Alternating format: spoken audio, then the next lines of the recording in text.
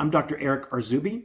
I'm a board-certified child and adolescent psychiatrist. I'm co-founder and CEO of Frontier Psychiatry, and I'm an assistant clinical professor of psychiatry at the Yale Child Study Center. So today I'm going to talk to you about how to diagnose psychiatric disorders in children and adolescents. Now, this is a relatively short video and clearly doesn't capture everything you're going to learn in a psychiatry fellowship, residency, or even reading a full textbook. But I'm going to try to give you a little bit of a framework about how to think about diagnosis of psychiatric disorders in children and adolescents. One of the most important papers or resources that I've ever used is actually something that was published in 2010 in the Journal of the American Academy of Child and Adolescent Psychiatry.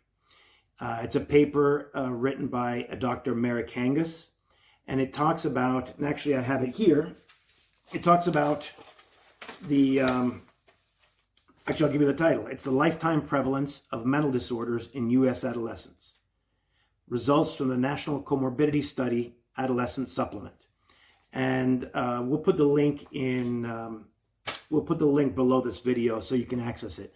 I highly recommend you download it. It's free, it's available on the internet. And it's a great paper. So here's basically what it says. It says that in children and adolescents, the most common categories of psychiatric disorders are, starting with the most common, anxiety disorders, then behavioral disorders, then mood disorders, and then finally substance use disorders. Now, this was done in 2010, which is a few years before the DSM-5 was published. So this still uses some words and nomenclature from the DSM-4, but that doesn't matter. The concept is what I want you to take away here, and it's important. So again, number one most common disorder you're going to see, and the age of onset is the youngest for any one of these buckets of disorders, anxiety disorders. Keep in mind, and it makes sense, right? Separation anxiety happens when kids are young. Anxiety or fear of strangers, right? So anxiety, it makes sense that shows up first. And that continues to grow over time. Then the most likely thing to show up is behavioral disorders. And those behavioral disorders include ADHD, ODD, which stands for oppositional defiant disorder. And then nowadays we would use DMDD, or disruptive mood dysregulation disorder. But these are the next most common sort of disorders that come in clusters, I would say. Next, mood disorders. Now, mood disorders include bipolar disorder and unipolar depression. Unipolar depression is the most likely thing you're going to see. The median age of onset in this study for mood disorders was 13 years of age. And I'll tell you that bipolar disorder is very, very rare in anyone younger than 18.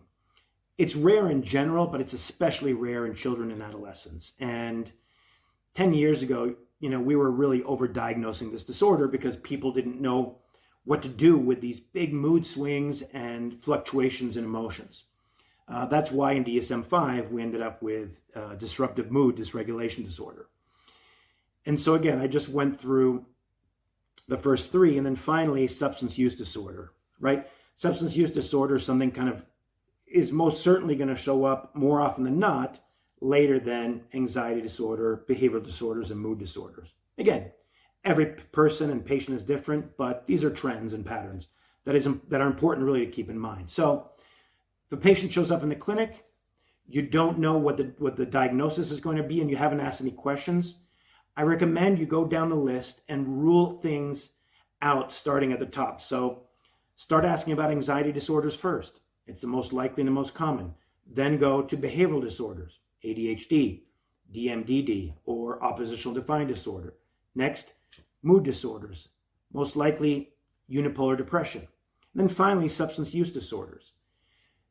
You're going to be able to most likely hit most of the disorders if you go through this list and rule things out in order of decreasing prevalence, right? So go with anxiety disorders, then behavioral disorders, mood disorders, and then finally substance use disorders.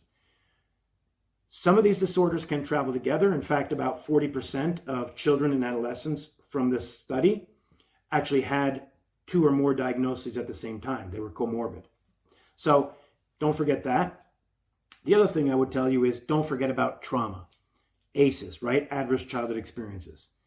2/3 of the entire population will be exposed to at least one adverse childhood experience, and about 12.5%, or 1 in 8 people, will be exposed to 4 or more ACEs. And let's just do a quick review of ACEs. So there are 10 ACEs, or adverse childhood experiences. There are 5 forms of family dysfunction, 3 forms of abuse, and 2 forms of neglect. Starting with neglect, the 2 types are emotional and physical neglect. Abuse, 3 forms of abuse. There's sexual abuse, physical abuse, and emotional abuse. And then 5 forms of family dysfunction that include parental separation, physical violence towards the mom, having somebody in the household with severe mental illness, having somebody in the household who's been incarcerated, and then somebody in the household with substance use disorder. And as you might remember from ACEs, and the ACEs study, is the higher number of ACEs in a person means you'll have a higher likelihood of developing both physical and psychiatric disorders later in life.